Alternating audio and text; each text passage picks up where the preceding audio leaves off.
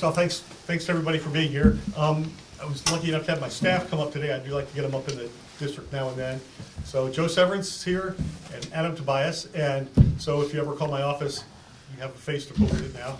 So no matter how mad people get at me, they're always very happy with my staff. So it's good to deal with. So anyway, you know, obviously we're back in session right now. We've just started back. The way the process will work is that Governor Evers he asked for an extension to get his first budget out there. So he'll come out with that the end of February, I think, and we'll present his thoughts on the budget. And then it goes to the Joint Finance Committee, and they review it, add things, take things away, and us legislators, we put in our amendments that we would like to see in there, and then they come back with it.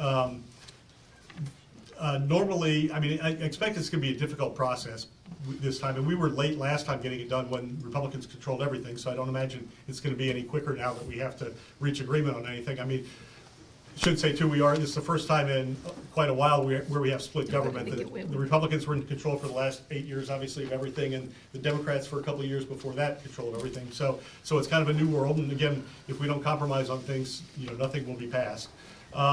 So that's kind of what the process will be, but I just wanted to, you know, get out and hear from people and get your thoughts on things, and obviously I'll answer questions as is appropriate too, but a lot of it is just really to kind of hear where, you know, what you guys view as being your most important issues and all that. So does anybody want to start off with something, or nobody wants to be first? I do, I will. Okay, sorry, I'll get you next. I want to talk about the lame duck thing. Sure. Oh, excuse me, when you guys speak, if you could please just say your name and where you're from. My name is Kent Harrison. Right, I live thank at 420 Delaware Street here in Sturgeon Bay. Thank you. I was very concerned about the passage of the lame duck legislation. You voted in favor of it. I guess I'd like to hear your thoughts on why it was necessary. I'd also like to know if there isn't a thought that the passage of that legislation negated or overrode the election process. I'd also am a little concerned about young voters casting their ballot and then maybe thinking that that whole process was futile, that there was really no reason why they even voted. Okay. Well, I mean, obviously it's a complicated issue, and I've spent lots of time discussing it. So when the legislation came forward, obviously I didn't bring it forward. I wasn't particularly thrilled that it was brought forward, and there were things in it that I liked, and I'll get to that, I guess, but there were things that I didn't like. You know, my choice in something like that is I can just vote no, or I can fight to try to make it better, which is the way that I went. So there were a lot of things that were taken out that I didn't like. The voting thing with having another election, I mean, that was one of the big ones, but there were a number of other areas. Most of the, you know, to me, most of the bill is pretty technical. I do not believe that the way that it was portrayed is accurate as far as that we took away all this power from the governor. The Associated Press, they, you know, did a fact check on that, and they said, well, it's nibbling. The powers that were taken away were not a big deal. Our governorship is still one of the 5 most powerful, ranked as one of the 5 most powerful in the country, and it still will be. And I by no means believe that what was passed during that is going to affect whether Governor Evers is successful or not successful in it. In fact, I would love to have this conversation a year or two from now and have people tell me, what things do you think he would have done that he was prevented from doing with this legislation? I think there were some good things in that. I mean, I think one example would be, we went through the whole legislative process and passed a bill saying that for someone to receive public benefits, they needed to either be working, looking for work, or in worker training. You know, we had dozens of people come in and testify on it, went through all of that process, and the governor signed it. But in order to enact it, we needed a federal waiver because it does involve some federal programs. So we did get the waiver. Well, Governor Evers, after the election, said he thought maybe he would cancel that waiver request. Well, to me, that's an overreach. We are an equal branch of government. And by doing that, he would be interfering with my ability to do my constitutional duties, because we're an equal branch. And if he wants to change that bill, fine, go through the legislative process, like we did, bring the public in. For him to single-handedly undo legislation, you know, we elected a governor, not a king. And I think for young people that feel disenfranchised, I do not believe that they should at all. Again, I think they need to understand that we're equal branches. And I guess the other thing would be, I know how it was portrayed, and it looked awful, and it was very difficult, a difficult thing to vote for, because I knew it would look bad, although I have to say that the way it was portrayed looked a lot worse than I anticipated. But I guess I would ask any of you, I guess, what particular areas of it do you think, where are you concerned, where we took those powers away? What about taking away the Attorney General's ability to extricate ourselves from a lawsuit that could result in citizens in some, I'm sure you're representing, losing their insurance? Yeah, well, frankly, that's an area I wish we had not. I wanted to take that part out. A big part of that, reason for that, though, is that lawsuit, whether we're involved or not, we're the 20th state, there would be 19 states involved. That lawsuit goes on whether we're there or not. It doesn't cost us anything. And my own personal opinion, as far as the Affordable Care Act, first off, if it's unconstitutional, it's going to be, they'll rule on that. But I don't believe it should be eliminated without a replacement. And it was disappointing that in the last session of Congress that they didn't come up with a replacement. I think the odds of them now doing it with a split government in Washington are about 0. So I personally, I do not want to see it removed without a replacement for it. But again, are there other areas of it where I guess people are concerned? Yes. With regard to the voting, I understand a decision has just been made again by Judge Peterson. However, I talked with my clerk, Sevastopol clerk, about how difficult is it to expand early voting. She saw no problem with it whatsoever. So just because Milwaukee and Madison expanded the voting and decided to do that on their own does not mean that you would now negate that.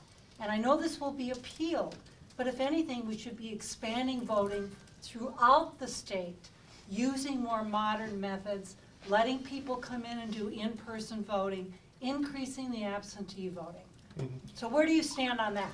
Well, that was one of the things too, where it was drawn back through us negotiating over it. Initially, it was going to be much more restrictive than that. I felt like 2 weeks where they could vote, 24 hours a day, as many locations as you wanted. I felt like that was a good compromise. So that, I guess, that's sort of where I stand. I would also point out that as far as early voting, if you look at the research and Google it, the research would say that early voting does not increase turnout, that the people that vote early tend to be older people that would have voted anyway. I mean, there's been lots and lots of research on this, and overwhelmingly, that's what it says. So, in Sevastopol, there were 500 people out of a population of a little over 2,000 that voted early. But the 500. But the question is, how many of those, if it had been, first off, how early did they go? Because, we've never had more than 2 weeks anyway around here. But what I'm saying, the key point is, though, out of those 500, how many would have voted anyway? Because it tends to be older people that do it as a convenience, that do that, and they would vote anyway. So I was told that the number has increased for Sevastopol, Okay. the number of people. And the clerk said this, in terms of money. It's far more time-intensive for her to process absentee ballots than it is to deal with in-person ballots. Okay, again, it's first off, it's really not a big issue to me. I felt like 2 weeks was a good compromise, and there's a lot of feeling that it should be uniform around the state. But again, I would point you to the research that it does not show that it increases turnout to vote early. It did in Milwaukee County and in Dane That County. there are lots of factors in that. You don't know that. What you don't know is how many of those would have voted had they not had early voting. Again, there's a lot of research That going. wouldn't have voted because they couldn't vote on the voting day, though. Okay, all I can say is this is university research, lots and lots of studies. Okay. I just have to say, I think there's other research, Joel, so I'm gonna go looking, and I'm do. sending you what I can find, because I think there is research that says, I would tell you, I've looked at it, and there are dozens of studies. There are a couple that do say, yes, it increases it a little bit. There are others that say it decreases it because you don't have the get out the vote drives at the end when you have extended. But- Let me finish. So, but the overwhelming majority of the research says it makes no difference. And you, again, look it up. And so, Dane County had a 93% turnout. But that's and the not- clerk, the well- clerk there said the majority of that was due to in-person voting. again, all I can point you to is the research. I think the marijuana referendum in Dane County had a huge effect on the turnout there. So it did. So, I mean, that, to say that that was all because of early voting, I just don't think there are any facts to back it up. I don't, again, So if we give you the research, will you look at the research? absolutely, but Good. you can't look at, Do that. do it. Okay. Because you can't look at one study, though. You have to look at, there have been dozens of studies, and you have to look at what the majority of them say. But the bottom line is, again, it's not a big issue to me. I'm fine. I want as many people to vote as possible. But again, I thought it was a good compromise, and 2 weeks seems like a good amount of time. And one of the, I hate to extend this on and on, but I mean, one of the criticisms of having really early voting is that it affects local races, because those races don't have time to campaign months ahead. They come down to the last couple of weeks. And when you have people voting a month ahead, they haven't even received the information yet. So it does impact that. It also, the studies will show that it does increase people voting party line, because they don't have the time to look at all of those local races and stuff. So it's straight party voting generally in those. But those are some of the arguments. Shirley? First off, let me just say, I'm an independent, okay? Let me start from that Yep. basis. One of my concerns about the lame duck session again was, the timing and the process. If it's good legislation, it should receive adequate time and more hearings, and so I was deeply concerned about that process, and we've talked about that. I think because of that, already there's not a lot of trust with government right now. And so I would like to see some things change that could increase trust levels. And I would like to say then that I think one of the things Wisconsin legislature could do is work with the National Institute for Civil Discourse, have some training where you get together and talk about some effective ways to deal with things in a bipartisan manner. Okay. About 20 states in the country have been having trainings, half-day trainings, and working on this. I'd like to see Wisconsin move ahead with that. Okay, yeah, I was gonna, what was the first part of it? Yeah, anyway, on the process, I would just say, I mean, I don't disagree with you. I hated the process. I hated that it happened so quickly, and I hope that, that we can get away from that. I understand how badly it looked, but, yes. Chris Kellum, Sturgeon Bay. Sure. I watched live the whole proceedings of the lame duck session. I was horrified.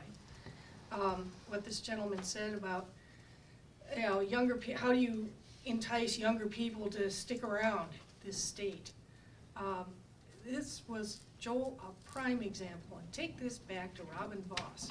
This was a prime example of why younger people are leaving the state. You're not keeping them here. They're feeling unwanted. We moved here from California. I was a Republican then. I sat across you last year at the Lincoln Day dinner, and you all said,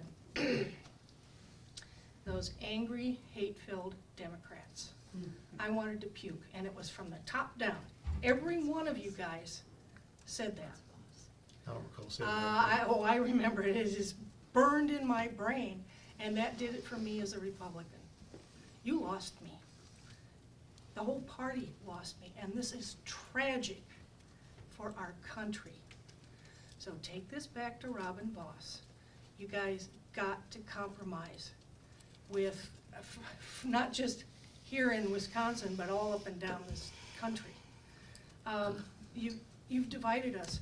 And watching that lame duck session, if you guys do nothing else, get rid of the lame duck session. Cancel that sucker.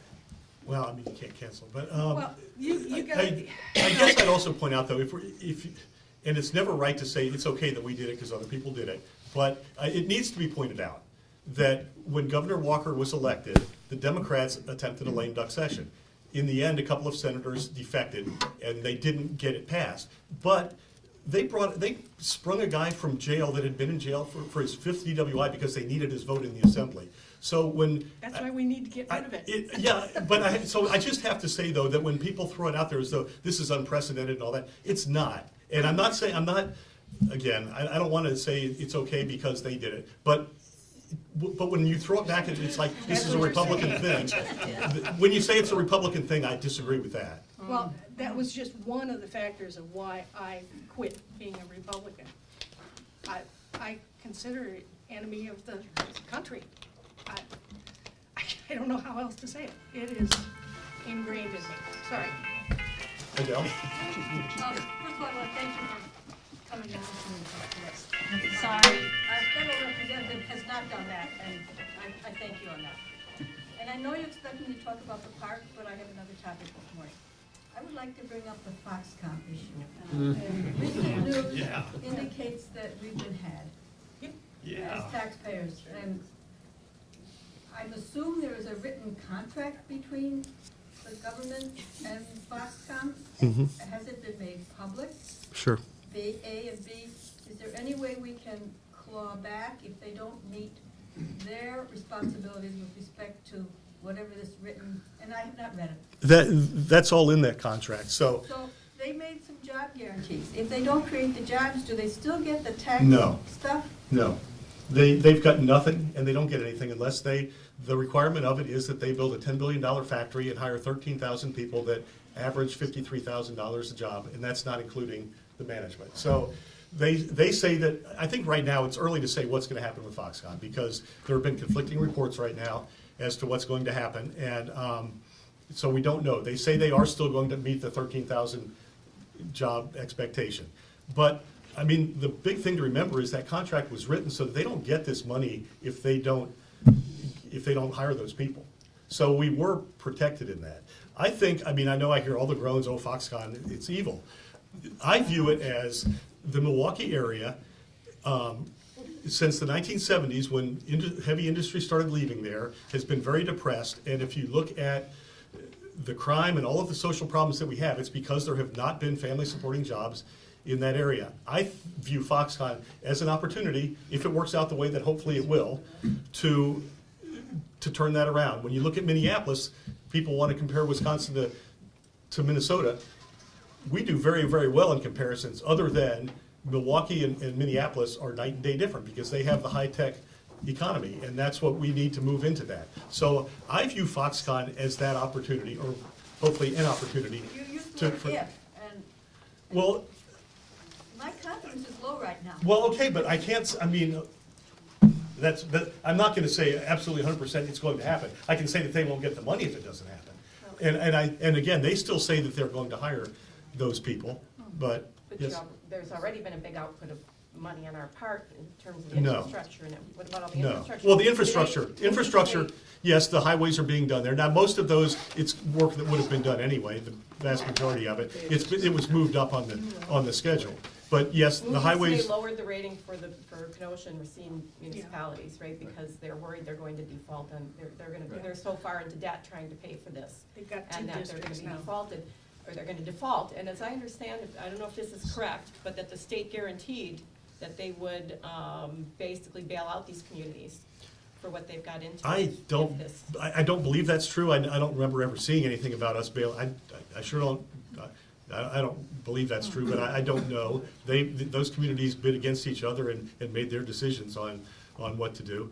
But again, they still say they will fill those jobs. I mean, honestly, up until this, Foxconn has exceeded all expectations. They're building their North American headquarters in Milwaukee. They bought the Watermark building to do a research center in Green Bay. They're building one in, Claire. They donated $120 million to the School of Engineering at UW. Every step of the way so far, they've exceeded expectations. Now, right now, there's obviously they made some conflicting remarks, and so we don't know for sure what their plans are. But again, I'll just say that they don't get the money if they don't do it, and they say they're still gonna do it. So, oh, Tracy? Joel, I just wanted to change the subject a bit and take the opportunity to thank you and to thank the legislature for working bipartisanly on behalf of libraries. The state of Wisconsin has always been really good library supporters, and that comes from both parties. And I just wanted to thank you. Libraries are here on the ground level. They work to increase, workforce development in their communities, lifelong learning, technology for students, children, and everyone in the community. And Wisconsin has been really excellent in the past in supporting libraries. And I just wanted to request that continue in the future, and thank you for all your support.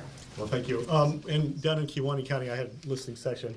One of your people from Nicolay was there, and we'll be talking because they're trying to work something out for Kewaunee County. But Tracy is now the head of Nicolay Libraries for the whole region. So, yes.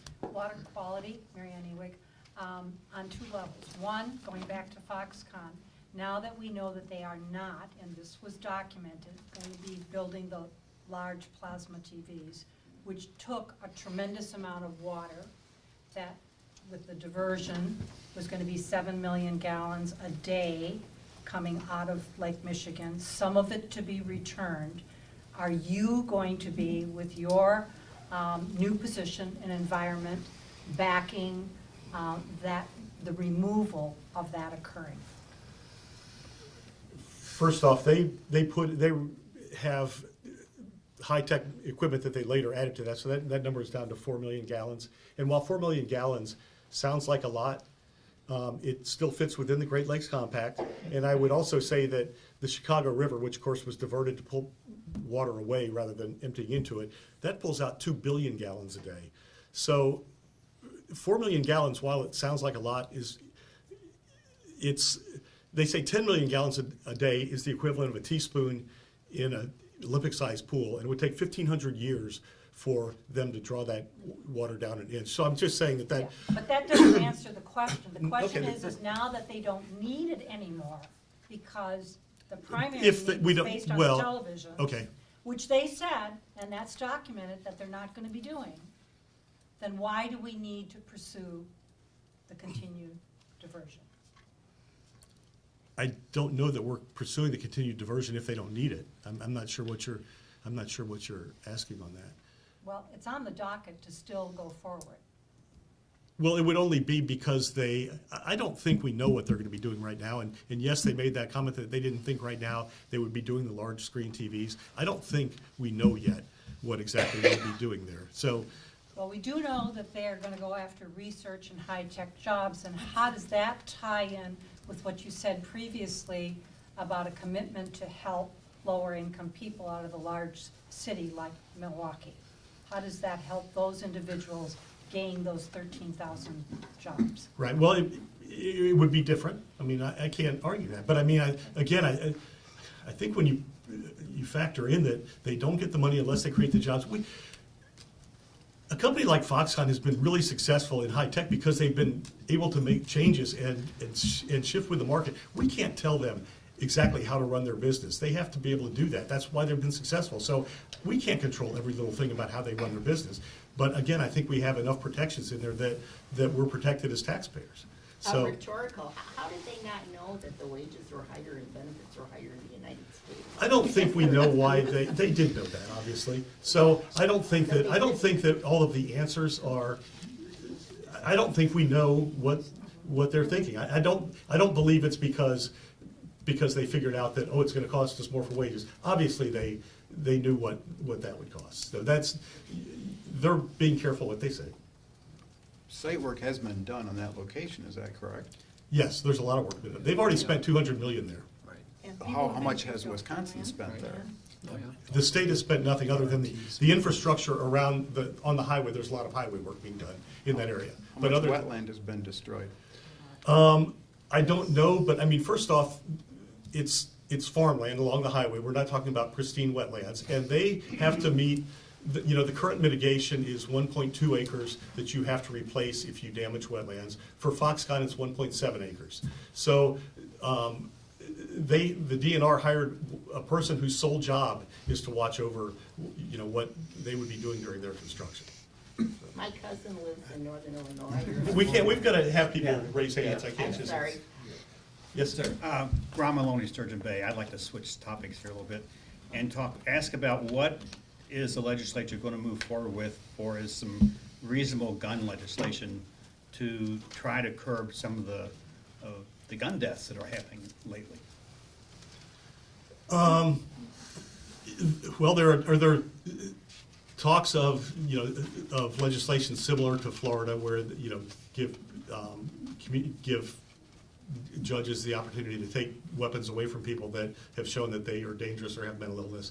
So that would be, one of the things that would be done. Obviously, we put a lot of money into school safety and that, so.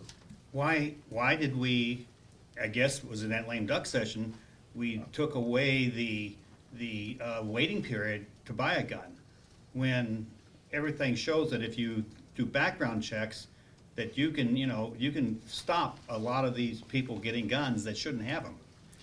We actually did legislation in the Assembly last time that really expanded background checks, because the federal law, there's only one database that they were using, and we expanded it to include a number of other databases. I think if you look at some of those shootings that we've had recently, there was that church shooting where that guy, he had a conviction on his, on his record. He should never have been able to buy those guns. But because they didn't check all the databases, he got away with it. No, he South didn't. Carol- No, he didn't. That happened because the federal government has a 3-day waiting period, and if you don't process it in 3 days, it has to go through. And so he got it because it went over 3 days, and they didn't have time to go through the databases. That's why it was reported that he got that gun, because he got it because it was more than 3 days. Well, there are others as well. There, the one in South Carolina, where the fact that they didn't have all those databases. So I think that I do think the database is. So why do we not have a waiting period now? Why wouldn't Wisconsin reasonably expect to put a waiting period in to buy a gun? The statistics say that if you most at night, I'm throwing out a number. They say the great majority, it's upwards of 9%, go through in a matter of hours, background checks.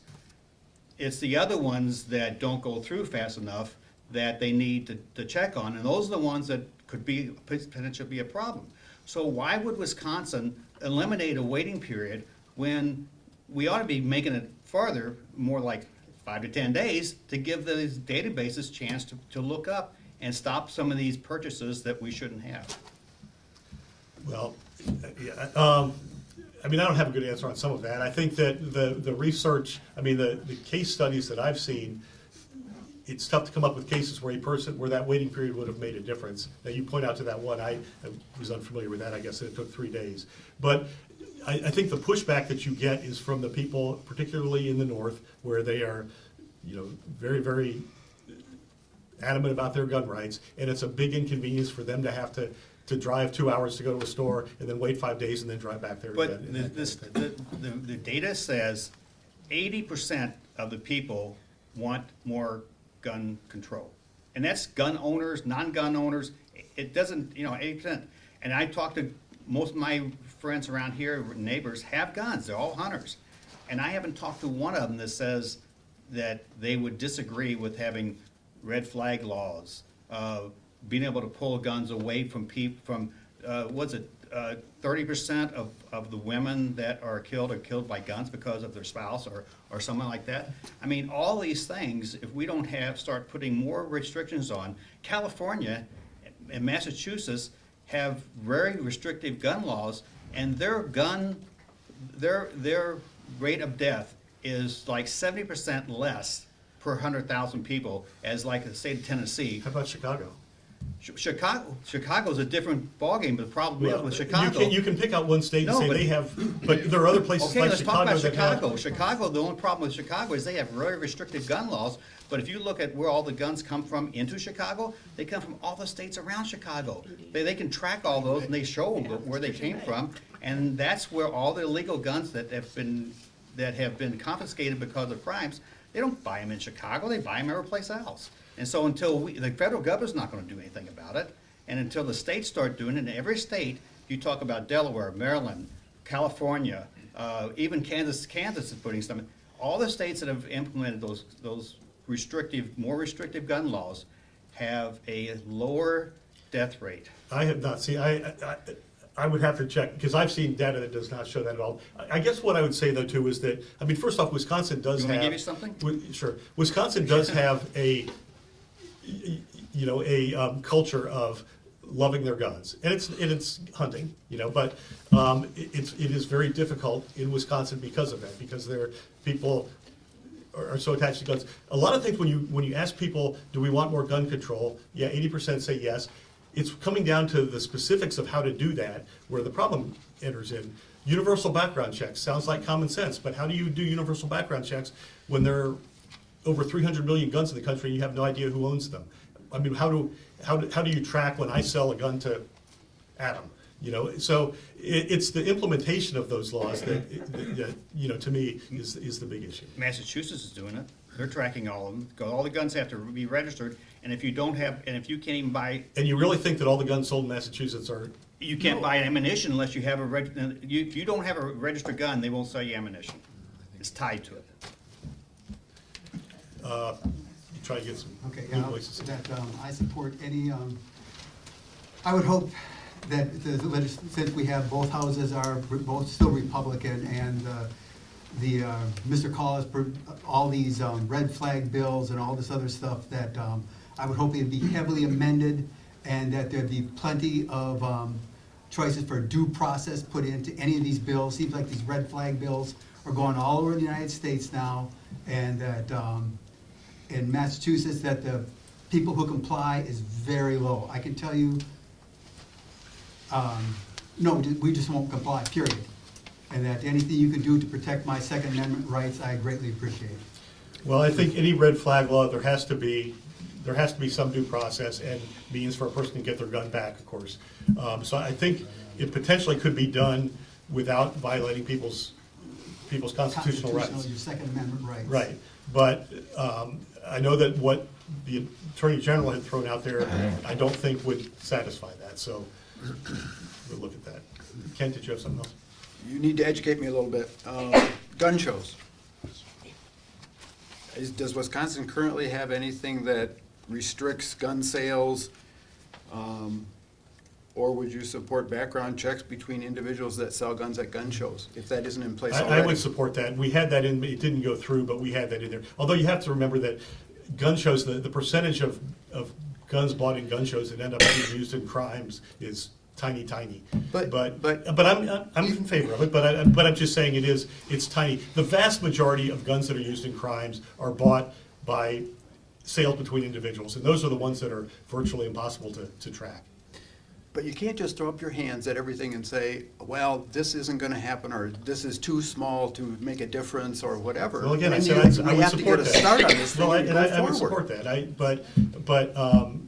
Yeah, anyway. So, just to follow up on this, does Wisconsin have a firearm owner's identification card or anything like that? Because in Illinois, I had to get one. In order to have a gun, I had to get one. And they do a background check, and they do it for, it takes more than a month or 6 weeks to get you cleared to get this card. And I have not been able to find, since I've moved to Wisconsin, that you have to have the same kind of background or the same kind of ID. Is that for concealed carry? No, Just just to to have have a a weapon. Oh, Yeah, no, we don't have that. Okay. Has that ever been talked about? Not that I'm aware of. Okay. Adele. Still on the topic of guns, I want to point out that guns are used in suicide predominantly also. And anything you can do to reduce the number of guns in persons who really shouldn't have them, it would impact the suicide rate in Wisconsin. I think 2 of 3 suicide attempts involve guns. Particularly waiting periods. Very successful. And that is, you're right on that. That is where the waiting period might give a chance for someone to intervene and get some help. And I would agree with you, actually, that suicide, I think the impact of any of these things is probably greater on suicides than it is on. And for that reason alone, it might be worth pursuing. Well, and the the version of the red flag law that is being, I think, considered, which is, again, it's not the one that the Attorney General has, it's aimed a lot at suicides to keep guns out of those people's hands. So, yes? Changing topics, gerrymandering. You and I had a discussion at the time of the lame duck session regarding this, and your commentary to me was, well, Mary Ann, the Democrats do it too. And I will say, yes, the Democrats do it. I mean, Now, let me okay, just finish. when you pick out little My- snippets, okay, that's but not my argument. well, you did say that. I might have said it in the context of a longer Right. answer, but So my challenge and request of you as a constituent is for you to introduce a bill and to find a co-sponsor that would reflect a system similar to the Iowa Commission, where we would eliminate gerrymandering 100% in this state, and it would go to an independent commission to establish the boundaries statewide. Now, you have that capability as a state legislator to introduce that legislation. And we just spent $84,000. Our assembly speaker, your assembly speaker, spent that much money privately with a law firm to continue to work through the gerrymandering. That money could have gone toward your educational efforts. So I'm asking you, will you introduce a bill? I'm not gonna introduce that bill. I think that if it goes through, if that comes before me, I would be supportive of it. But, I mean, it's not gonna pass right now, But why would you not introduce a bill? because I have a certain amount of political capital and I can get a certain amount of things done, and if I spend it all on something that's not gonna pass, I'm just not gonna spend it that way. I've been able to accomplish an awful lot in the assembly. I've done a lot on education, a lot on environmental things. I'm not gonna burn all my efforts up on chasing a windmill, you know? So if it comes forward, I will do that. Now, I think on the positive side, after the next census, you know, Governor Evers will be in place, so it will be a bipartisan effort next time for the next redistricting map. But Could you have, though, a statewide referendum? If we got enough signatures in Wisconsin, could it go to referendum? And what would that do for us? I don't think that I don't think it would pass. It just, It did in one state. Yeah, well, it didn't in Illinois, because we tried it 3 times, But and it failed. it did It in one failed 3 state. I don't know times. which I mean, it one. might pass on a referendum if it got to a referendum. Yeah. It probably would pass on a referendum, but I think it's, like a lot of these issues, on the surface, they seem really simple, but when you get into the details, they're not so simple. And so I think that probably it would pass if you did that on a referendum. I suspect it would. I just don't think it would be allowed to be put to a state referendum. Okay. So, Would you ask for a show of hands in the group, how many people think gerrymandering is an issue? And you're saying that you don't want to sponsor a bill on it. I said I'm not gonna author the bill, yes. But you won't have call for like show of hands, raise No, your hand okay, if gerrymandering okay. is an issue. Yeah, let's have a show of hands, that's fine. Most And people you are- don't want to sponsor a bill on this. I'm not gonna write that bill, no. Okay. No. It's That's just, pretty clear. no, that's, Told okay, us that's fine. There's reason though. Yes. What's It's it? reality. I'm trying to deal with the real world, and I just, it's not gonna pass right now. So I'm not gonna, it's not a hill I wanna die on right now, and so Could be a brave move. it could be brave, it could be, but it would be senseless, because it would not pass. So I'm not interested in looking brave, I'm interested in accomplishing things. Another So- question. Do you believe in representing people in your district versus people outside of the district and outside of Wisconsin? Like you cited what they're doing in Chicago. You have a district to represent, even if it's an uphill battle. Why wouldn't you take on issues for this district? I absolutely take on issues for this district. I've been the leader on environmental issues in the legislature. And that's, absolutely, I do for this district. But you choose your battles in the things that you really want to concentrate, because you can't get everything done. So, I mean, that's the reality of it. So I certainly represent this district obviously, you look out for the whole state, but I think this district is my primary concern, so. Is the reality then, if I go back to, the other topics, is the reality then, if we talk about gun legislation, is that not gonna happen because that's not a bill that could pass if it puts out there? I'm not sure where the question is on Well, the that. question is, if we went through, if there is gun legislation a topic that has support in the legislature, that if someone would put it forward, would it move forward? Or is it something that would just die because of all the NRA Well, influence? you blame the NRA, but I think it's more the culture of Wisconsin. I can tell you whenever things get mentioned, the Attorney General's version of the red flag law, I get swamped with emails. It may not be in this audience today, but there are a huge number of people in Wisconsin that are very concerned about their gun rights. And I've sat through some of those things, some of these hearings, and you have the suburban women that don't think anybody should own any guns, and then you have the Northwoods hunters that they grew up, that's their life. And those two people may as well be from different planets, and neither one of them is ever going to understand each other. But there are a lot more people in Wisconsin that really, really do not want their gun rights at all infringed on that perhaps you don't realize. But why does their right to own a gun trump my right to be alive? Well, because the when you have Constitution. 40,000 people, if we had 40,000 people die at the border, you think we'd be doing something down there now instead of discussing whatever else is going on? If we had 40,000 people dying in Iraq or whatever, we wouldn't even be over there. But we have 40,000 people a year get killed in the United States, and it just happens. No. Shirley, do you have a question?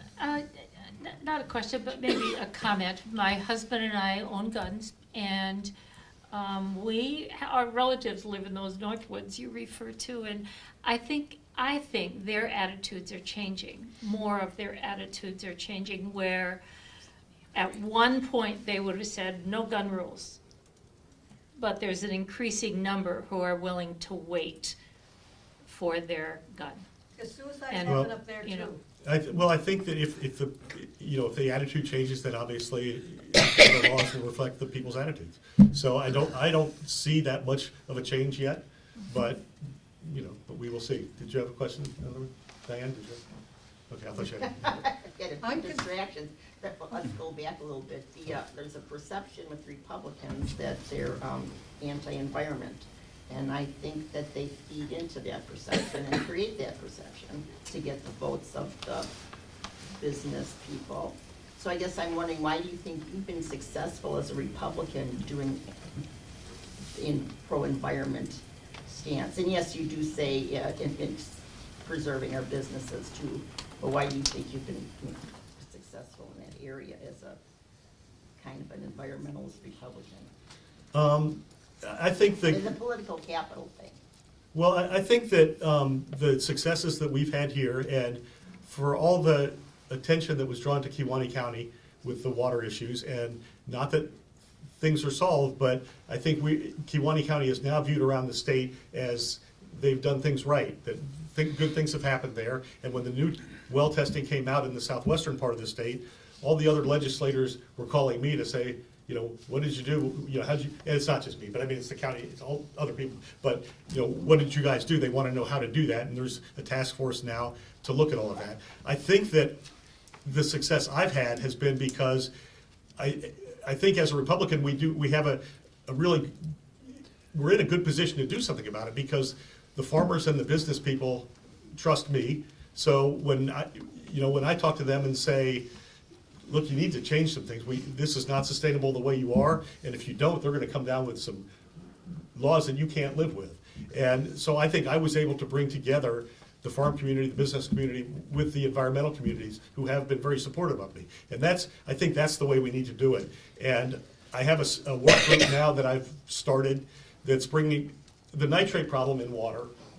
Is something that part of it comes from manure, but an awful lot of it comes from fertilizer, a lot of it comes from septic systems, and the DNR literally does not know how to solve that. So my work group, we're bringing together all the leading scientists around the state, along with the farm groups, the conservation groups, and it's a bipartisan work group, to review the research and come up with ways that we can address that without putting the people out of business. Because they'll have to change things. The farmers in Door County are certainly having to do things differently than they did in the past. But there are ways you can do it where they can survive and we can do a whole lot better with our water. So I think that's the approach that I've taken, and that it's been, I think, very successful. And that's what I'm going to be doing with the nitrates, and that's going to be my approach going down the line. Again, I think as Republicans, it's a good opportunity. We're the right people to do it because the farmers trusted me. When I talked to them, they were willing to listen, and they were willing to sit at the table with the conservand work on it. And so, but your colleagues don't look down on that. Again, the political capital. They're It's, again, I think to me, it's such an important issue that I'm viewed there. I'm the chair of the Environment Committee there. I think all of my colleagues would say I've been the most active on those environmental issues of anyone there. And no, I don't think they've looked down on me. Certainly not everybody is with me on things, but I think they're moving in that direction, that they're realizing, the Republicans are realizing. We did the TMDL study. We got funding for that, of all the rivers, the tributaries in Door and Kiwanee County, and Sheboygan and Manitowoc into Lake Michigan. And I got that put into the budget, but the way I got that done was, that whole area is represented entirely by Republicans.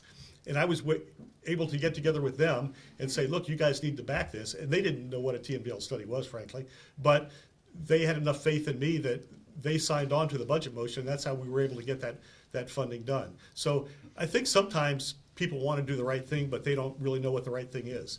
And so. maybe all that would work with gerrymandering though. And gun control.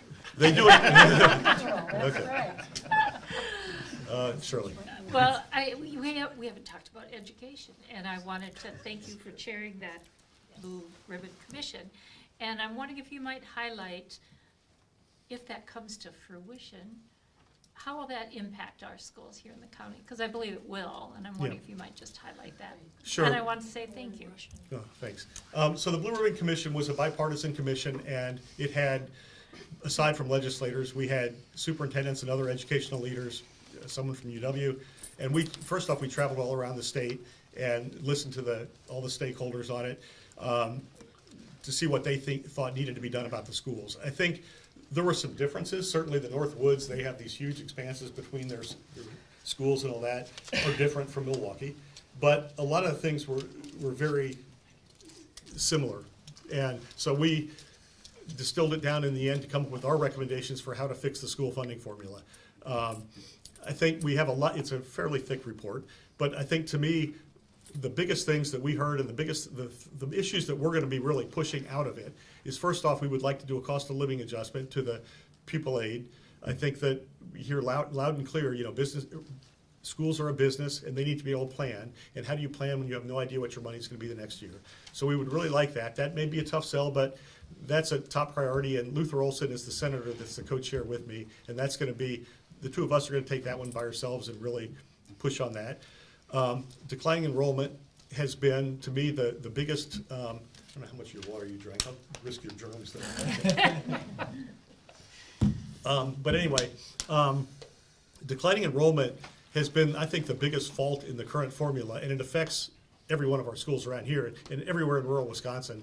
That's what's really hurt schools, is that when you lose one student, you don't lose $10,000. Oh, thank you.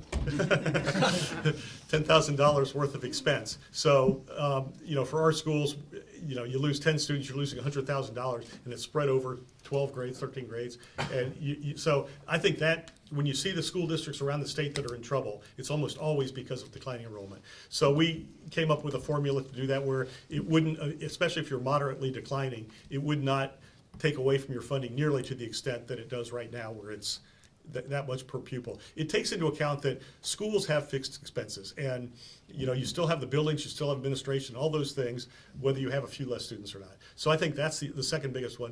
And then the third one would be special education, that right now schools are reimbursed like 26% of their expenses on special ed. So they don't have any choice on those things. The kid has a individualized education program, and the school legally has to meet that. So they have no control over that, but they only get reimbursed at 26%. So what they end up doing, of course, is having to draw money away from every other area to meet that. And I think nowadays our schools are, we're seeing more and more kids in special ed, so that's gotten to be a big drain on them. So those are the top three. There are a lot of other issues in there dealing with mental health. I think a big one, Green Bay area in particular, is kids that don't speak English at home. It's an issue everywhere, much more than it used to be, but certain areas like Green Bay, it's huge. And we've gotten the business community behind us down there that they're really pushing for some of these reforms because they see it somewhat as a self-interest that they need these kids to be educated and to be learning English if they're going to be entering into the workforce.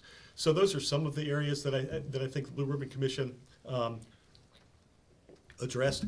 Now Tony Evers will be coming out with his plan. He has a massive increase on the special ed side, which frankly it's not going to be affordable. It's like $1.5 billion, and our total new income is going to be about $2.4 billion, which by the way is like the most any governor has ever had new money coming in. But still, they're not going to be able to spend 1.5 just on special education. So I think that where we will end up, hopefully, is the Blue Ribbon Commission findings will be kind of where we settle at on a lot of this. And Luther and I spoke at the State Education Convention last week, and the schools are thrilled with this. We got a standing ovation for. They would love to see ours, even though yes, he's putting in more. I think people realize that's not really going to be where we settle. But they would love to see these changes that we're making. So hopefully that happens. Good. So, Adele. You've taken a lot of heat on a lot of issues, but I want to thank you for your efforts that may or may not have helped move forward some work we're trying to do at Dune State Park. It looks like the engineering study for our Brachiopod Trail is going to happen. And I understand you did consult with the DNR, whether they would have done on their own or with you. It doesn't matter. Thank you for supporting us, and we'll get back to you if it gets stuck again. Well, thank you. Obviously, the state parks are, a huge part of Door County, and economically and everything else, and just our way of life. It's huge. So anything we can do to support the state parks, certainly. Yes. Chris Kellums again. Yep. We moved here from California. 3 reasons why I had to convince all my neighbors back to California why we were coming to Wisconsin. For God's sakes, why are you going there? Number 1 was the water. Number 2 was here in Sturgeon Bay, we've got a nice little hospital to take care of me in my old age. And number 3 was the compost. I said between the water and the compost, I can grow anything. So the water was number 1. And Sierra Club has you listed as number 18 out of 100 on their Sierra Club all-inclusive survey of environmental stuff. And so I'd like you to really consider what more you're going to do to up the ante on that number and get yourself higher with the Sierra Club. Well, frankly, okay. Are you finished? Yeah, just think about it. You don't have to answer me. No, I want to answer that. Okay, you want to answer it. Go for it, Joel. I'll be honest with you, the Sierra Club is irrelevant in the Capitol because they are so tied to the Democratic Party that it's an entirely Democratic organization, so no matter what I do as a Republican, they're never going to support me. Okay. There are other environmental groups that have been extremely supportive of me. I was the only incumbent Republican that the League of Conservation Voters endorsed. I was endorsed by Clean Wisconsin, probably the only Republican there.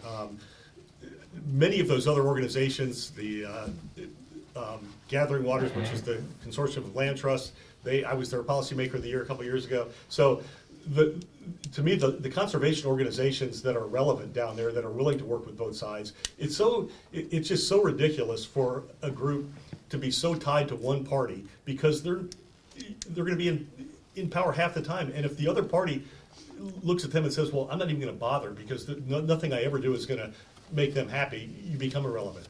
So I appreciate those conservation groups that are willing to work with things, and I do think I've been able to bring people together. Now, am I going to vote on every bill that Sierra Club thinks is important? No, I'm not. It's not going to happen. You choose your battles. There's give and take. But I think if you look at the overall results of who's gotten stuff done on conservation issues, I'm number one in the assembly. And, The so, choices weren't so great. Anyway, I don't mean to another- brag, but I mean, another comment. As show a me re- somebody else that's done more and I'll discuss it, but. As a Republican coming from California, I was a Republican my whole life, okay? It really hurts.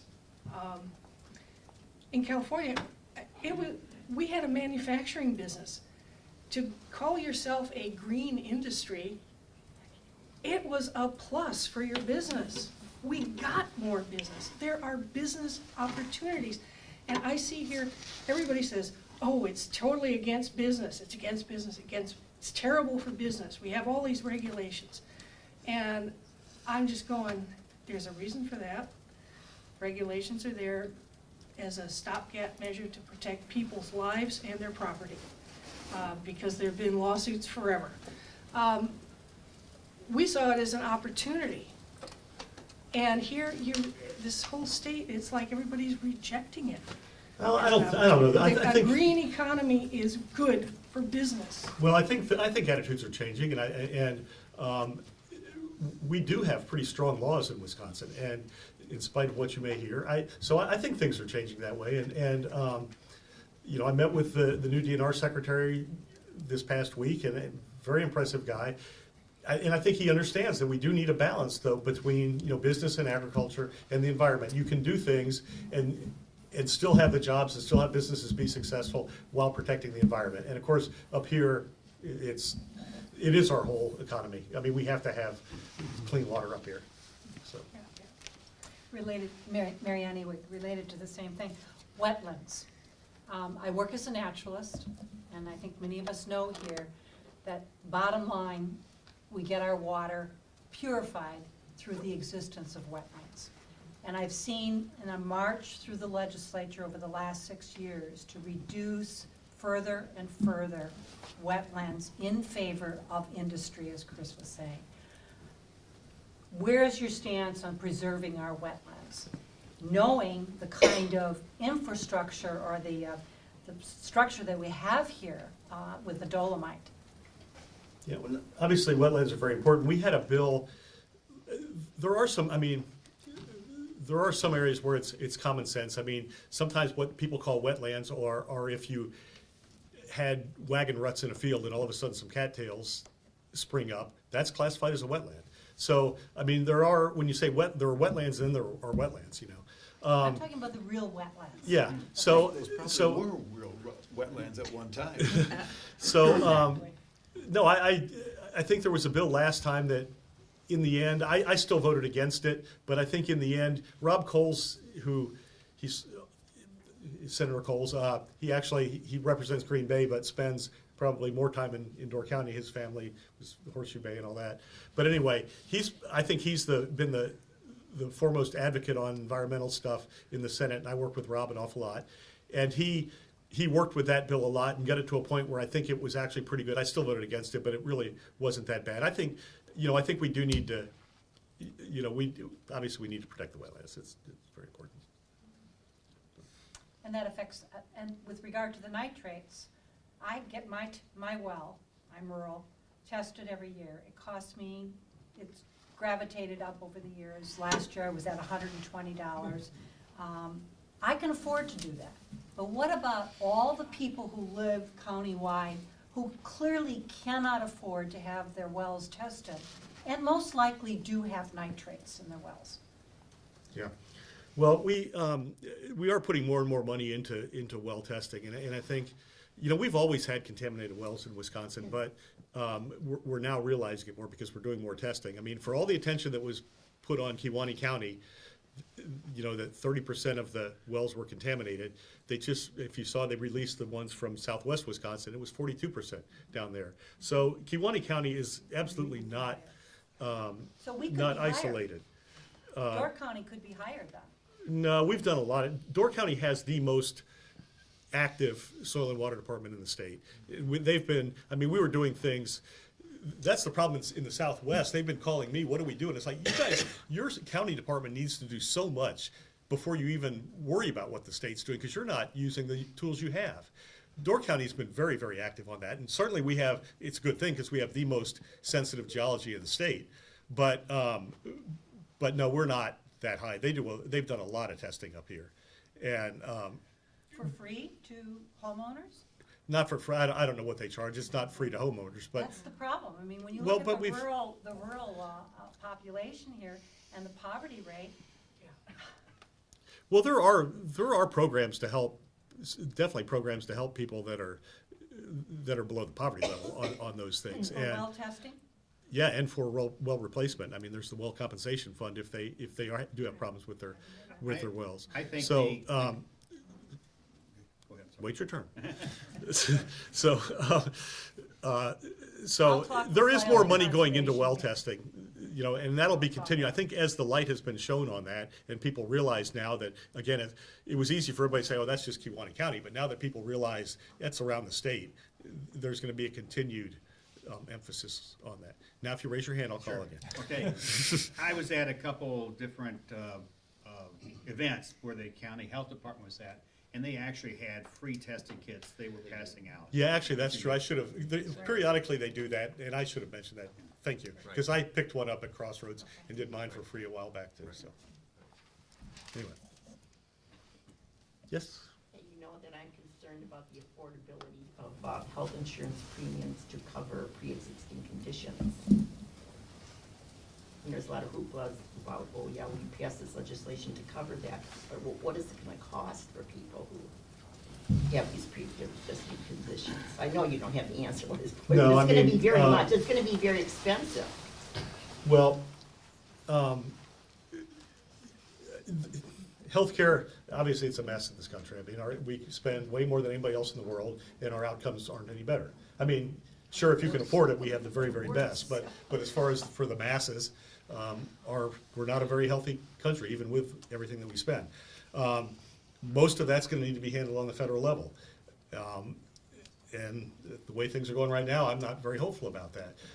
I think we have done a lot of what we can do on the state level. The legislation we passed was if the Affordable Care Act goes away, pre-existing conditions have to be covered, and you can't put on lifetime limits or yearly limits, and you can't charge extra. Now, they'll charge extra, it'll end up everybody pays extra, because they have to cover everybody. So, there is gonna be a cost to that. But we did the most that we could do on the state level for that. And it's gonna be up to the federal government to do better. We just can't do any more on the state level than what we did, so, for that. I think that, not having the mandate, which is the specific thing I believe that was considered constitutional, with the whole, with the spread out pool, with fewer people paying into that, I don't know if that's, if it's possible. Because that was the only way it was gonna work, the Affordable Care Act was supposed to work, so. Well- Now that's taken out. I mean, I think to me, to get into it, but the Affordable Care Act, Affordable. there are things that I really like about it. I think there's broad agreement, pre-existing conditions should be covered. And so there are a number of things that I like about it. I don't think it's the answer to our healthcare problem, and I think states are seeing a lot of issues with that, where insurance companies were opting not to be involved because they couldn't make any money at it. And also, I mean, it's not the answer. I wish they had come up with something better. They haven't, but I guess we will continue on the state level to cover as best we can. We passed something last time with, for the very high cost, where it's reinsurance program, where the state would cover for really high cost illnesses and that kind of thing. So that, we ended up having some companies enter back into the pool because of that, because that took a lot of their risk away if they weren't gonna be covering these cases that cost $1 million. So we're trying to do what we can at the state level to keep it affordable, keep everybody covered, but again, I think federally that has to be, taken care of. Just to carry through on that, why did the state, you were in the legislature a couple of years ago, whatever, you've been there for a while. What was the logic to get into the lawsuit with the 19 states? Why did we put up money for that? Well, we didn't put up any money. We don't have any money in it. But why did we get involved with it? I honestly, I was not involved in that. That was the Attorney General that entered into that. But there was no vote in the legislature about it. No, he entered into that, No. so. And yet you voted Then- on another issue to prevent him from. Right. Right. yeah, it's not making any sense. Well, again, I would have liked that to have come out. I The think, logic is sort of not there. Well, it's, again, I'm not gonna argue that one, because I argued to take that out of that legislation, but. But then so- why wasn't that portion enough for you to vote against the whole package? Because there were some things that I thought that did make sense in there. What- Or And- more important, what specifically was more important? Okay, well, I mentioned the one about the waiver thing. Were you around for that? I'm not telling the whole story over again. But there was that, there was the Weed Act Board, which Economic Development, the governor never should have been given the power that he was, where he controlled most of that board. And we had done a lot of work, and Foxconn being one of them, that relied on Weed Act. And Governor Evers, after he was elected, kind of said, well, I may just dissolve the board. So we made it, so instead of him having, the original legislation had called for us to have more control over, we ended up settling at 50-50. So we have equal say on it, so he can't just single-handedly eliminate it. Because, I mean, Foxconn, for instance, you may hate Foxconn, but at this point, we are involved with Foxconn, and it's in all of our best interests that they succeed. And if he had pulled out of Weed Act, who Foxconn had been dealing with all that time, they'd have pulled out. I don't think that the governor should have single-handedly been able to make that decision. But it was okay for Scott. I don't think that he should have. Okay. He should have had control over that. No, I don't. I think, again, we're an equal branch. We're supposed to have that. And I understand that doing it in a lame duck session, I hate to open this back up again, is how bad that looks. But the fact is that since our Constitution was written, the executive branch, both the president and the governor, have continually gotten more and more power. And you can't ever get it back, because they're not going to give it to you, and they have to sign a bill if you write it. So that's why some of these, there were 19 different things in that lame duck legislation that we had already passed, but Governor Walker would not sign. Then he signed them after he was out, because then it didn't matter to him anymore. And he's no different from any other governor. I mean, and that's why a lame duck session is the only time you can ever bring anything back. And again, I hope I never have to go through it again, but that's why some of those things happen, because the Weed Act thing, I mean, Governor Evers, I wish honestly, I think if we'd sat down with him, he said that, just like he said that about the waivers, but I think had you reasoned with him, he probably would have said, yeah, I won't do that. He probably shouldn't have thrown it out there. I think, anyway, I won't get into that. But those are things that's why some of that lame duck legislation was done, because they saw, for instance, with Weed Act, if he got rid of Weed Act, the whole Foxconn deal is gone. And, the state had, again, we went through the whole process and did that. He should not single-handedly be able to do that. So.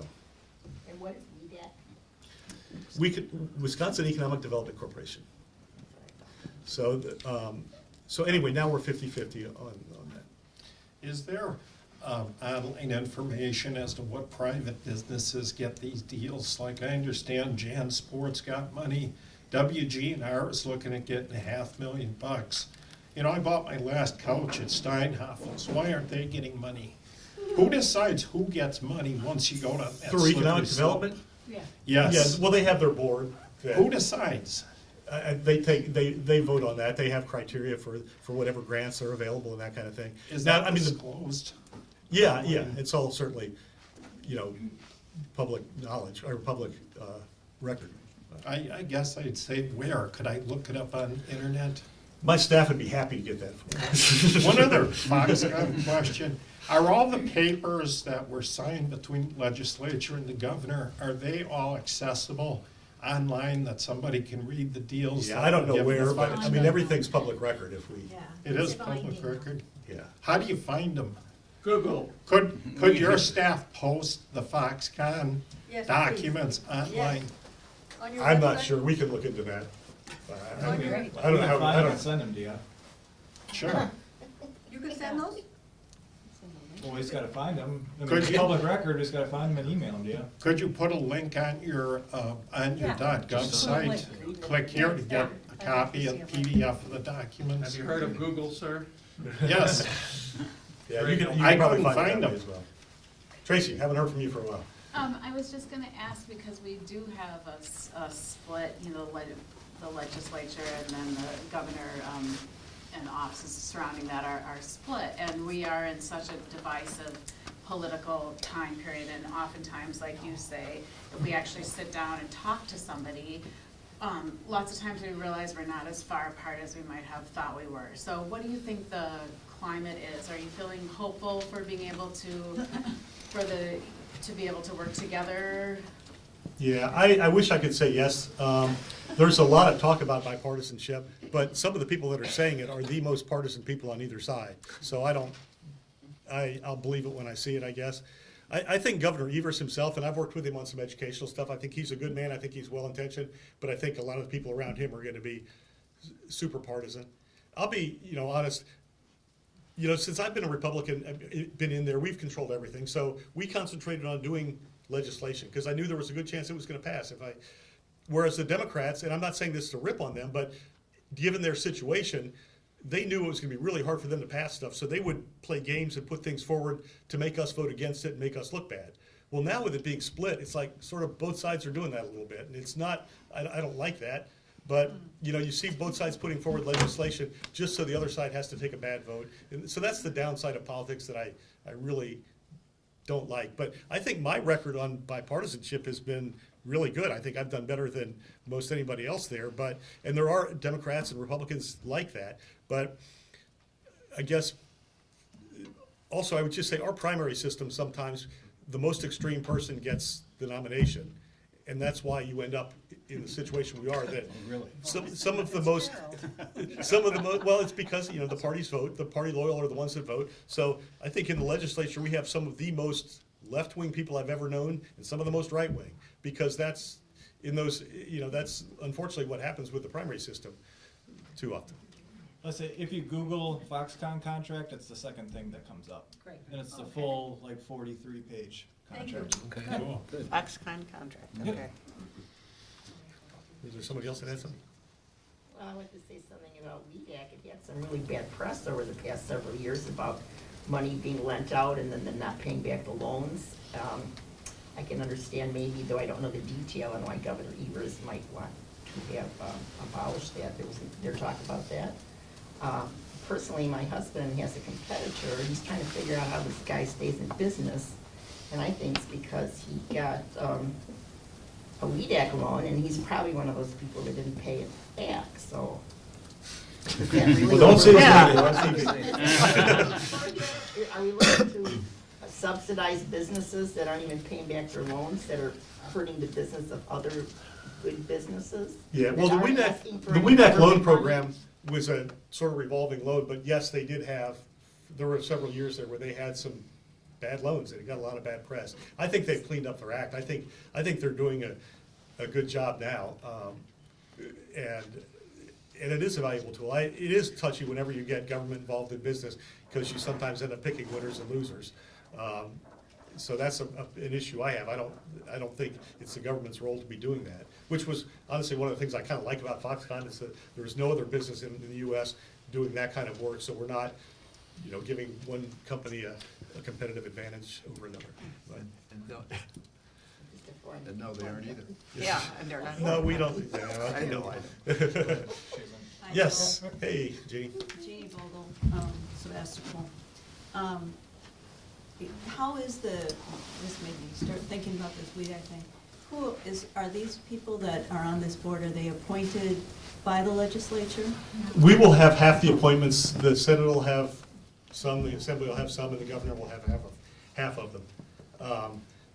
The governor, the CEO right now, Mark Hogan, has done a tremendous job, and he will stay on until September, and that was part of that legislation too, because he was one of the drivers in dealing with Foxconn, and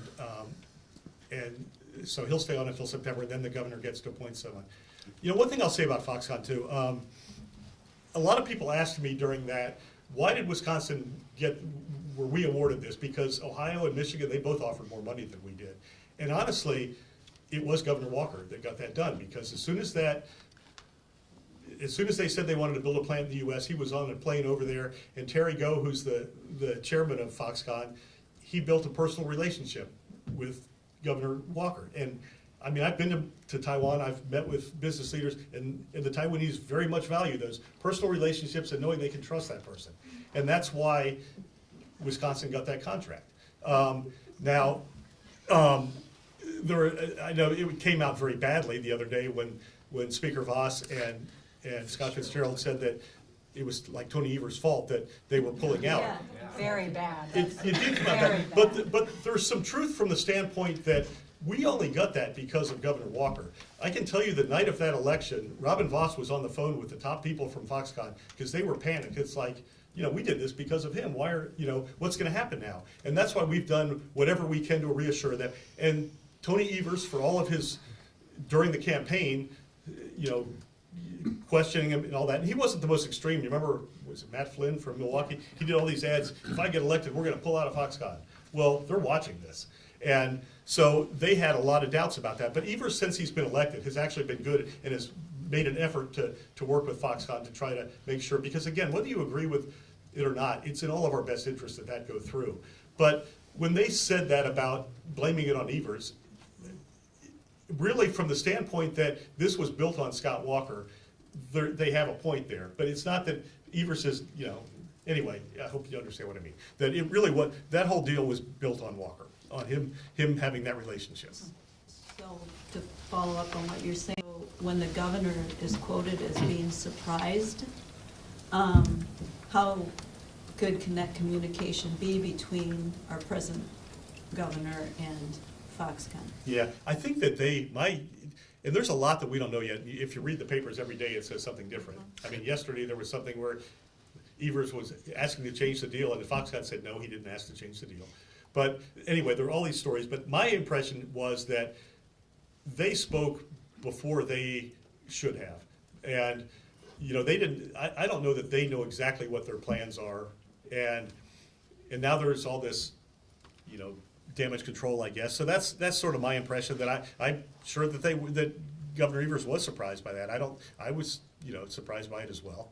But I think we don't know yet what their plans are. Again, they say they are committed to Wisconsin, and when you look at what they've done around the state, I think they still are, and if Governor Evers can work with them, that's gonna be a key to it. If he can establish a relationship where they trust him and wanna move forward, I think we'll have a lot more to show for it. They're gonna do something here. They're not gonna pull out completely, I don't think, but the more he can build up a relationship with them, I think the more likely it is that we'll have a successful presence in the state. Yes. So the ginseng growers thing is still going forward, is that correct? As far as I know. Foxconn and ginseng, if you look it up, Wisconsin ginseng growers are very, very happy with Foxconn, the deal, because Foxconn is going to be, I guess, taking care of all the ginseng going to China. Yeah, I'm a bit concerned with, they also entered into contracts with UW Madison for, I'll just call it intellectual property. Now, how much are they gonna suck away to go over to Taiwan that we will never reap the benefits from? Because it'll end up possibly going to manufacturing in China and elsewhere, because it's more cost-effective for them to manufacture there. It's just, the red flags for me are up all over the place. And I just feel they're taking our best ideas and exporting it, and I'm afraid we're not gonna see the benefit of it. Well, I mean, I don't think you're right, but I hope you're not right. So I guess I can't answer this. I think Taiwan is a different animal than China. They are very close allies, and they very, very much value our friendship. So I think, I don't expect. Anyway, I don't expect that. I can comment on this just because I used to do this. So I worked in a corporation, and we did a lot of academic work and a lot of work over in Japan. All that intellectual property was American because you file the patents within the United States. It takes a while to go through that, but most of that intellectual property stayed here. and stayed with our company. So it's not like that's not going to happen immediately, certainly with UW-Madison. They want just as much of those rights, certainly monetarily, than the Chinese do, Okay. or the Taiwanese in this case, yeah. So it's not such a big deal. It's not so Okay. bad. It just scares the. No, I understand that. bejeebers out. I understand that, and having enough patents and having gone through the patent department for years and years and years, especially US Patent, they're very careful about who gets what and how it is. Thank you. Thank you. Yeah. Shirley? I don't like that smile. Well, you know, I'm thinking about the importance of both the previous Republican governor and now the Democratic governor building this positive relationship with Foxconn to help make things work. I would like to see more energy put between Republican representatives and Democratic representatives to also work together and find more ways to compromise on the various issues that are brought up. Yes. Well, and I would too. I mean, I think we all would. And I do work with them a lot. I can tell you that one of my Democratic colleagues that I get along with very well had proposed to me, and, well, you remember Todd Novak, that we do a nonpartisan or a bipartisan caucus. Well, he ran it past the minority leader, and he squashed it. He said, no, you can't do that. So, you know, it's both sides that way, that the leadership is not always supportive of that. But my nitrate thing, that's bipartisan. I bring in people. Whenever I can, I try to you know, do it in a bipartisan way. But, oh, yeah.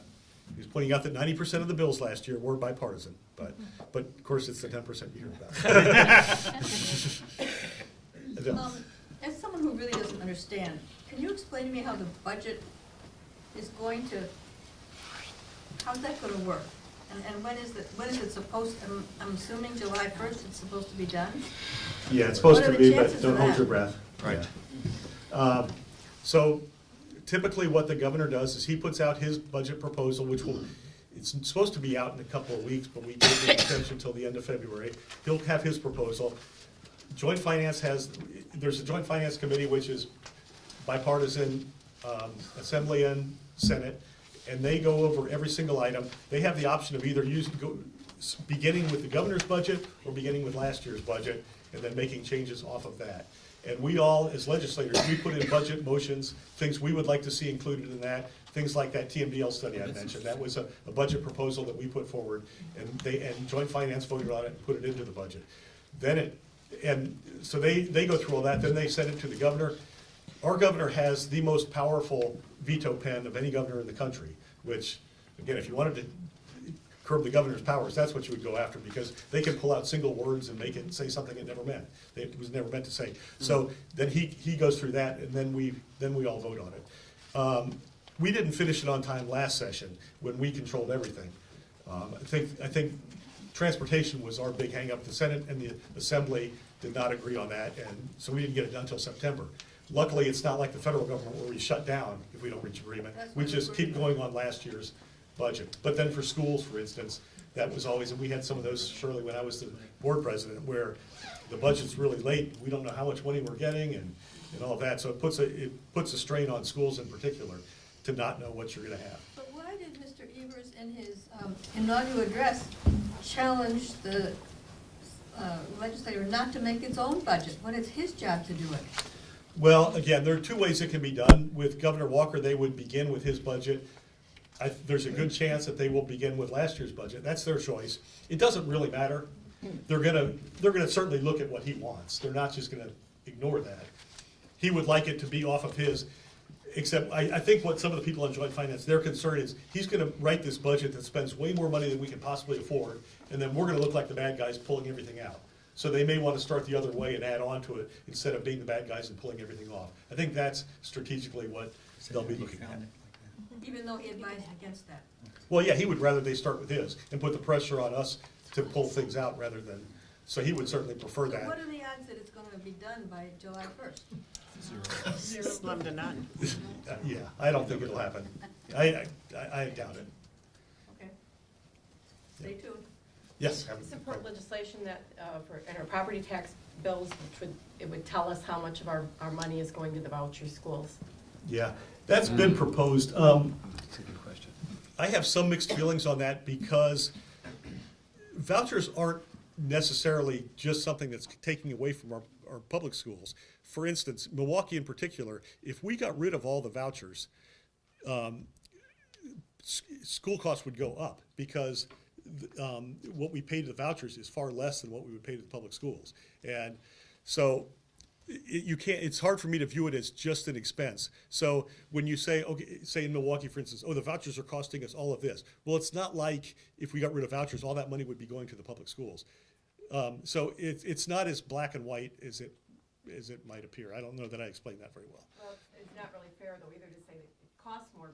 The problem is that the public schools have the higher risk kids. They have they still have the children, the more disabled children, special education that they're providing that the voucher schools, many of them aren't willing to take. Yeah. So their cost per student ends up looking higher, but it's because they're caring for the ones that the voucher schools aren't willing to take. So it's not really fair to compare, in terms of that. Certainly, if we weren't paying for voucher schools, I do believe our property taxes for schools would go down because there are a certain number of people who were paying for private schools before who would continue to pay their own for private schools, and we wouldn't be paying them for it. Yeah. I mean, we have very, very few kids that use vouchers in this area. Yeah. So, The state as a whole. but- In the state as a whole. okay, and I'll open a can of worms here, but on the state as a whole, if you got rid of all of the vouchers, it would hurt our public schools because of Milwaukee and Racine, where it would cost so much more to educate those kids than it does right now. Now, on the statewide program, That's what I- because we're paying $7,000 and something for them, that's assuming that they all go to public schools, which I think they would go to the public schools rather than going to the voucher schools. And I think that's a safe assumption in Milwaukee and Racine, that if we got rid of the voucher schools, they would have to go to public schools. And so instead of paying $7,000 something a piece for them, we'd be paying, I don't know what Milwaukee is, 11 or 12,000. Yeah, probably. Again, that goes back to my initial argument is that those kids don't. Now, I'm not really arguing that they cost don't, there's not a reason that Yeah. it's cheaper. I'm just saying, if you completely got rid of vouchers, it's not fair to say that our public schools would have more money. Now, the statewide expansion of public schools, I think that Racine and Milwaukee, I don't think anybody wants to get rid of those there, to be honest. I mean, people say that, but in the 25, 30 years, wherever, that they have been in existence, no Republican or Democrat has ever put forward a bill to get rid of them. So, while you might hear rhetoric, nobody has ever really tried to get rid of them. So I think there's certainly a place, and in those cities, I've talked to people that they did get opportunities that they never would have had. The statewide expansion I have questions about, where and that's where it probably does cost us money in those areas. So that's the area I hope that we are careful about expanding. And I'm not, in agreement with a lot of people in my party on that. There are a lot of people that would like it to be wide open, you just go wherever you want.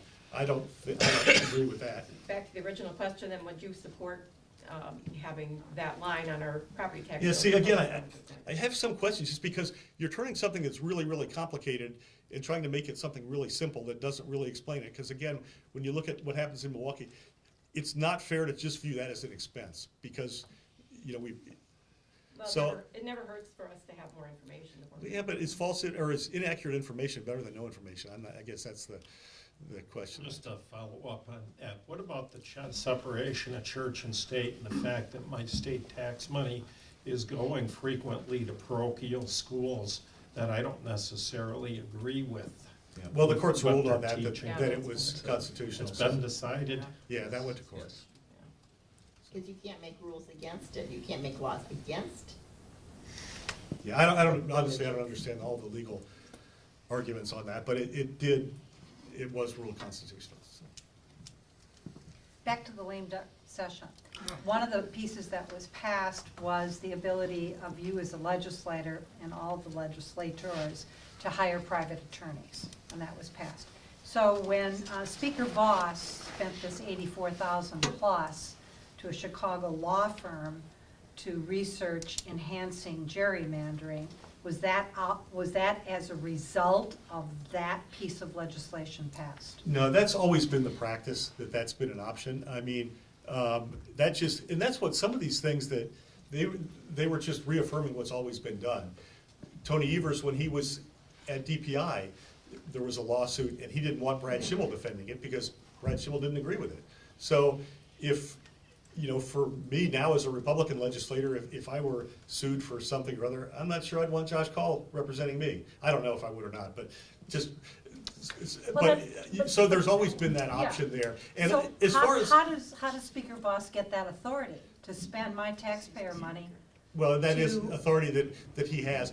I'll just say everybody points to the lawsuits that, why are we wasting all this money on that? We get sued on just about everything. And most of the time, the Republicans have won in the end.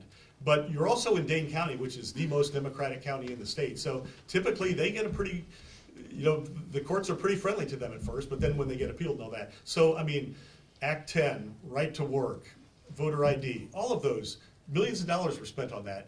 And yeah, you can blame the legislature, for that, but why doesn't anybody say, well, why are you suing them for every damn thing that they put out there, And that's, But so. this was specific legislation. I mean, if you said that this was always there, then why was it written into the lame duck legislation? It was just, because there are a number of things like that have been the practice that were just put into statute because they weren't necessarily in statute before. So they were just put into statute so that somebody couldn't take them away.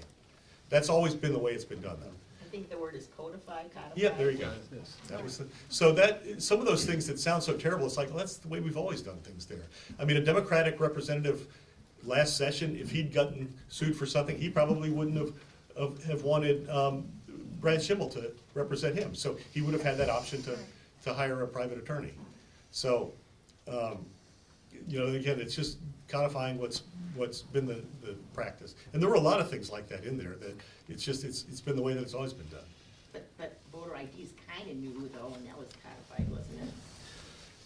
Yes, because that was, I've forgotten exactly how that was enacted. It's still codifying the current practice, but because of the way I think, that was before I was ever there, but I think somehow, I don't know the Yeah, details, they haven't but there was a way decided that that the governor could have gotten rid of that on his own had he wanted to.